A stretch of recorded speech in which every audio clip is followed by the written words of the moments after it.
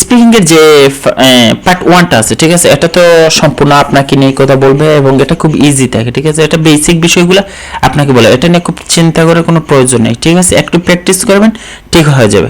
But আপনি কি জানেন যে আসলে স্পিকিং চাটা কি? স্পিকিং যে এক্সামিনারটা যে বসবেন, উনি চান কি? উনি আসলে অ্যাকচুয়ালি আপনার কাছ থেকে কি জানতে চাচ্ছেন? উনি আপনার ফ্লুয়েন্সি জানতে চাচ্ছেন, ভোকাবুলারি জানতে চাচ্ছেন, মানে গ্রামার অ্যান্ড অ্যাকুরেসিটা জানার চেষ্টা করতেছেন, এবং আপনার প্রোনাউন্সিয়েশনটা কেমন আছে ওইটা দেখবেন। আর ওইটার উপরে নির্ভর করেই আপনাকে একটা ব্যান্ড 5.5, 6, 7, 8, 9, 10, 9 সরি এটা আপনাকে দিবে, ঠিক আছে। তো এইগুলো আপনাকে মানে নিশ্চিন্ত করতে হবে যে আপনি আসলে কেমন বলবেন। এখন হচ্ছে যে আমার অনেক সময় আছে স্পিকিং, আমি মনে করি সব থেকে একটা ইজি একটা বিষয়, ঠিক আছে। স্পিকিং সব থেকে ইজি, বাট ওটাকে আমরা কঠিন করে ফেলি। মনে করেন যে আইএলটিএস স্পিকিং কারোর জন্য খুব স্ট্রং একটা জোন, ঠিক আছে, ওভারঅল কনফিডেন্স রাখেন এমন, আবার কারোর জন্য হতাশায় বড় একটা মডিউল। বাট হতাশ হওয়ার কোনো প্রয়োজন নেই। আমি প্রথমেই কথা বলবো যাদের স্পিকিং পেটে আসে, মাথায় আসে, গলায় আসে, মুখের ভেতরে আসে, কিন্তু মুখ থেকে বের হয় না, তাদের নিয়ে। এমন অনেকের সাথে আমি কথা বলছি যাদের ইংলিশ ভোকাবুলারি এবিলিটি অনেক ভালো, ঠিক আছে, এমনকি রাইটিং এর সময় অনেক ভালো ভালো সেন্টেন্স মেক করতে পারেন, বেসিক গ্রামারও ভালো, এভারেজ, কিন্তু মূল সমস্যাটা হচ্ছে তারা স্পিকিং এর সময় ঘাবড়ে যান, হেজিটেশন যাকে বলি ফিল করেন। কি বলবো, যেমন কি বলবো, কি করব, কি করা উচিত, কি বলা উচিত, বা আমার কি হবে কি না, মানে ওই ধরনের একটা সমস্যার মধ্যে তারা ভুগে। তো ওই ধরনের যারা সমস্যা, যারা মানে পারেন বাট বলতে পারেন না, ঠিক আছে, এমন অনেক স্টুডেন্ট আছে আমাদের এই যে আইএলটিএস হ্যাকার বিডি গ্রুপের যে পাবলিক গ্রুপটা আছে ওইটাতে অনেক আছে, প্রাইভেট গ্রুপে তো আর দেখছি তাদের সাথে তো ভালো সম্পর্ক আছে, আমি জানি তাদের অবস্থা। বাট আমি ওই জানি যে অনেক স্টুডেন্টের এই সমস্যাটা, অনেকেই ভালো পারেন, ভালো ইংলিশ ভোকাবুলারি এবিলিটিটা আছে, বাট বলতে পারেন না, ভয় পান। তাদের কারণটা কি? এখন আমি তাদের জন্য কিছু কথা বলতেছি। মনে করেন আমি আপনাদেরকে তিনটা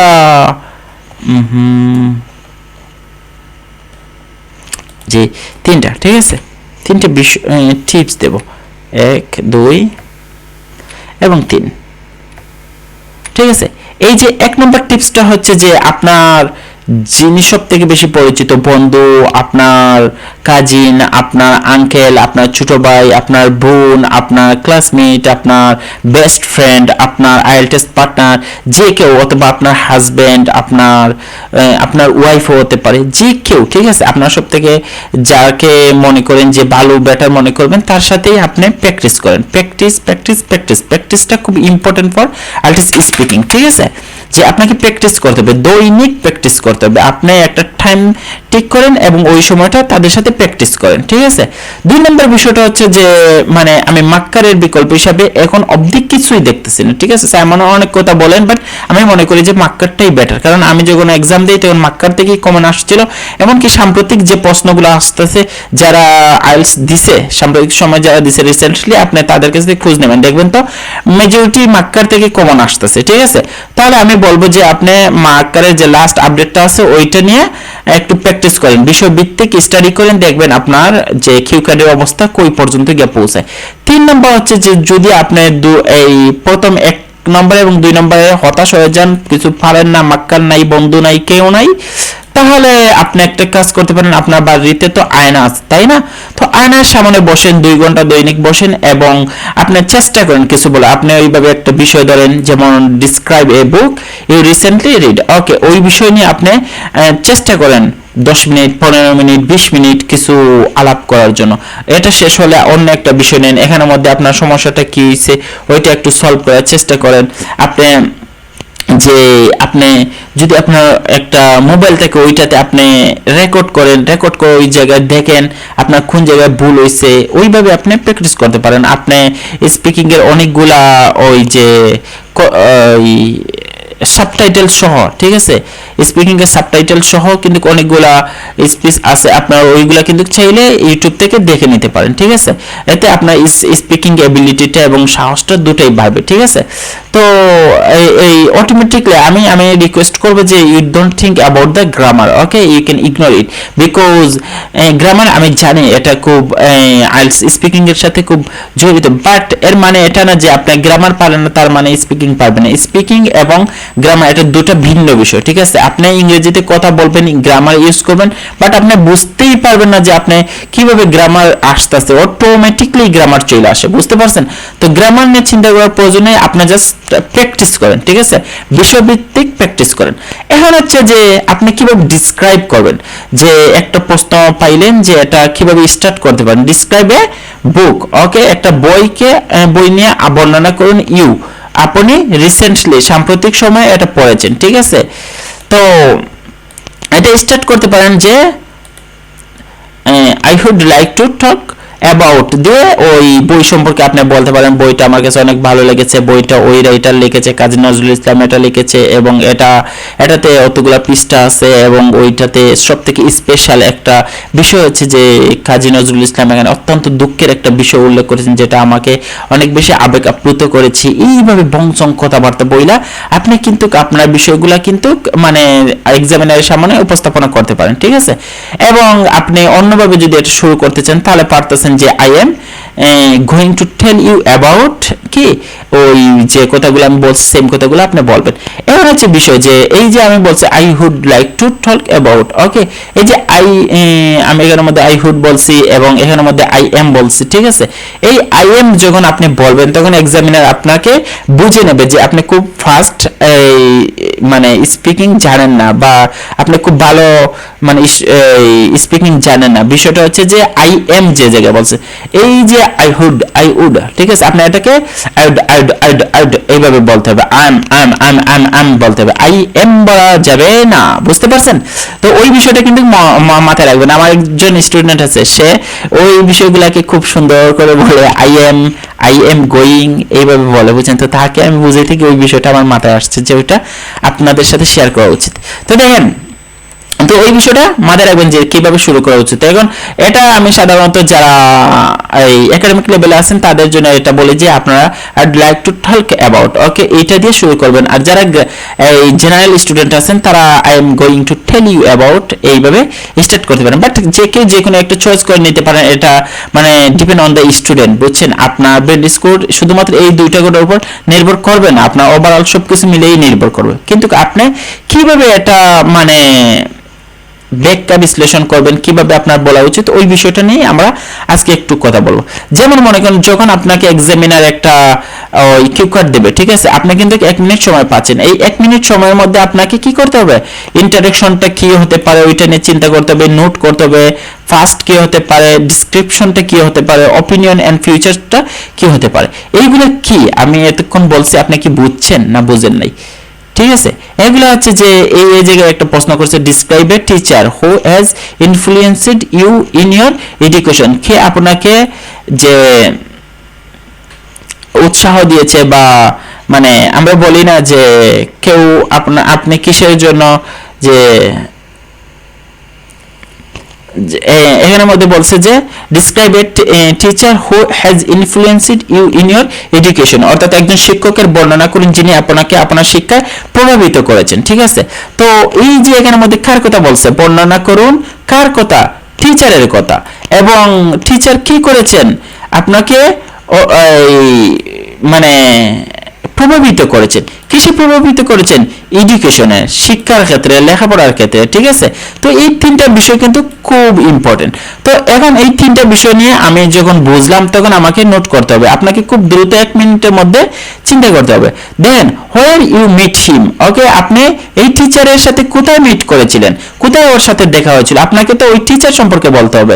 তো কোথায় মিট হয়েছিল, so this question need to know about the location, okay? তাহলে আপনাকে এই জায়গার মধ্যে লোকেশনের কথা মেনশন করতে হবে, অর্থাৎ তার সাথে আপনাকে ইউনিভার্সিটিতে দেখা হতে পারে, সে আপনার কলেজ টিচার হতে পারে, সে আপনার প্রাইমারি স্কুলের টিচার হতে পারে, সে আপনার হাই স্কুলের টিচার হতে পারে, যে কোনো একজন মানে টিচার হতে পারে, ঠিক আছে? তো অর্থাৎ লোকেশনটা আপনাকে মেনশন করতে হবে। What subject did he teach you, okay? তিনি আপনাকে কোন সাবজেক্টটা পড়াতেন, ঠিক আছে। This question need to know about the subject, okay. অর্থাৎ তিনি কোন সাবজেক্ট পড়াতেন, ওই সাবজেক্ট সম্পর্কে আপনি এখানের মধ্যে ইকোনমিক্স লিখতে পারেন, যে কোনো একটা জিনিস, ঠিক আছে। তো আপনি যখন এখানের মধ্যে ইকোনমিক্স সাবজেক্ট হিসেবে ইকোনমিক্সটা লিখবেন, কিংবা সাবজেক্ট হিসেবে ইংলিশ, আইসিটি, আপনার ফিনান্স, কিংবা আপনার যে কোনো একটা সাবজেক্ট এখানের মধ্যে লিখবেন, তখন আপনি কিন্তু ওইটা অটোমেটিকলি চলে আসবে। অটোমেটিকলি চলে আসলে আপনি কিছু বলতে পারবেন। তারপর লাস্ট কোয়েশ্চনটা কি, what was special about him, মানে ওনাকে যে আপনি পছন্দ করেন বা ওনাকে যে উনি যে আপনাকে প্রভাবিত করেছে, তার একটা স্পেশাল রিজন রয়েছে, okay. And explain why this person influenced you so much, okay. তো কিসের জন্য উনি আপনাকে এত বেশি প্রভাবিত করেছেন, কিসের জন্য আপনি এটা মনে করেন, এটা আপনাকে এক্সপ্লেন করতে হবে। এটাকে আমি বলি হোয়াই কোয়েশ্চন, ঠিক আছে, why question, okay, why question. তো প্রথমটা আমরা পেলাম লোকেশন, তারপর সাবজেক্ট, তারপর হোয়াই, ওকে। এন্ড তোমাকে এক্সপ্লেন করতে হবে এটা হোয়াই কিসের জন্য, ঠিক আছে। তো এখানে দেখেন, এখানের মধ্যে আমি তিনটা ভাগে ভাগ করছি এটাকে, ঠিক আছে। যদিও এখানে বই পাওয়ার কোনো প্রয়োজন নাই, এখানের মধ্যে যে লেখাটা আপনারা দেখছেন এই স্পিকিংটা হচ্ছে 8.5 এর জন্য। বাট আপনি যদি এখান থেকে হাফও বুঝেন, তারপরে আপনি 5.56 মানে পেতে পারেন, ঠিক আছে। এখানের মধ্যে আপনাকে যে 100% বুঝতে হবে বিষয়টা এমন না। এখানের মধ্যে আমি এইভাবে লিখেছি, আপনি অন্যভাবে বলতে পারেন, কোনো সমস্যা নেই, ঠিক আছে। বাট আপনাকে কিভাবে বলবেন, বলার বিষয়টা বা প্রশ্নটা অ্যানালাইজ করবেন কিভাবে, ওই বিষয়টাই আমি বোঝানোর চেষ্টা করতেছি। দেখেন, where you meet him, okay. Location হিসেবে আমি কি দিছি, যে লোকেশন হিসেবে আমি দিছি, দেখেন, she was our class teacher, okay, she was our class teacher for the 7 grade and taught us computer science, okay। তিনি আমাকে ক্লাস 7 এর তিনি আমার ক্লাসের শিক্ষক ছিলেন, উনি যে সাবজেক্টটা পড়াতেন এটা হচ্ছে কম্পিউটার সায়েন্স, ঠিক আছে। বাট এরপরে আমি এখানের মধ্যে আরো অনেক কিছু বলছি, যেমন মনে করেন যে my school life was golden period of my childhood, okay. মানে আমার স্কুল জীবনটা আমার ছোটবেলার মধ্যে সবথেকে স্বর্ণালী ছিল বা সোনালী ছিল। I am thankful for the wonderful experience it was. My teacher were highly qualified people, okay. আমার শিক্ষকরা খুব যোগ্যতা সম্পন্ন ব্যক্তি ছিলেন, okay. I would like to mention one teacher in particular, okay. আমি এখানের মধ্যে যাই, উপরে যাই, কিছু বলি না কেন, নিচে কিন্তু আমি এখানের মধ্যে বলছি যে I would like to mention one teacher in particular, okay. আমি একজন বিশেষভাবে আমি একজন শিক্ষকের কথা বলতে চাই, Mrs Fatima, she was our class teacher, okay. তো এখানের মধ্যে আমি ওনার সম্পর্কে বলছি। তাহলে দেখেন তো, এই যে হোয়ার ইউ মিট হিম, ওনার এই উত্তরটা কি আপনারা পাইছেন কিনা, পাইছেন। তারপর I remember Mrs Fatima teaching us computer science, আমি মনে করছি, আমার স্মরণ হচ্ছে যে মিসেস ফাতিমা আমাকে কম্পিউটার সায়েন্স নিয়ে ক্লাস করাতেন, okay. During this years in my school, আমার স্কুলে, we are lucky to have her as our teacher as she had a great way of teaching, তিনি খুব ভালোভাবে পড়াতেন। She was a very humble, okay, and down. এই দেখেন, এখানের মধ্যে আমি এই মানে এমনি কথা বলতেছি, ঠিক আছে, এমনি কথা বলতেছি, বাট আমি মেইন উত্তরটা কিন্তু ওই জায়গায়, এই যে হোয়াট সাবজেক্ট, আমি কিন্তু সাবজেক্ট হিসেবে কম্পিউটার সায়েন্স মেনশন করছি, ঠিক আছে, ওইগুলো কিন্তু বলতে হবে। লেসনস, ওকে, দ্যাট হেল্পেড আস, ওকে, এটা আমাদেরকে সাহায্য করেছিল, ওকে। তো এখানের মধ্যে এইভাবে আমি বলতাম যে তিনি কখনো কখনো ক্লাস ক্যান্সেল করে আমাদেরকে অন্য বিষয় নিয়ে জ্ঞান অর্জনের জন্য সাহায্য stay, okay, break after school মানে ক্লাস শেষে to take extra class, okay, from her and she, আমাকে তিনি মানে ক্লাস স্কুল শেষ হওয়ার পরেও আমাকে তিনি এক্সট্রা ক্লাস করাতেন, আমাকে সাহায্য করতেন। তাই আমি পার্সোনালি বা ব্যক্তিগতভাবে ওনার প্রতি মানে আমার ওনার ক্লাসগুলো আমার অনেক ভালো লাগছে, বা ওনাকে টিচার হিসেবে আমার মানে স্মরণ রাখার মতন কিছু ছিল, ঠিক আছে। She is very Nobel person, তিনি অনেক মহৎ ব্যক্তি, and I think for the having such a positive influence on me, okay, মানে ও এর কারণে আমার মনে হয় যে না ওনার প্রতি ইনফ্লুয়েন্স আমি হয়েছি, ঠিক আছে। মানে বিষয়গুলো হচ্ছে এমন যে আপনাকে এই প্রশ্নটা বুঝতে পারলেই আপনি উত্তর করতে পারবেন, ঠিক আছে।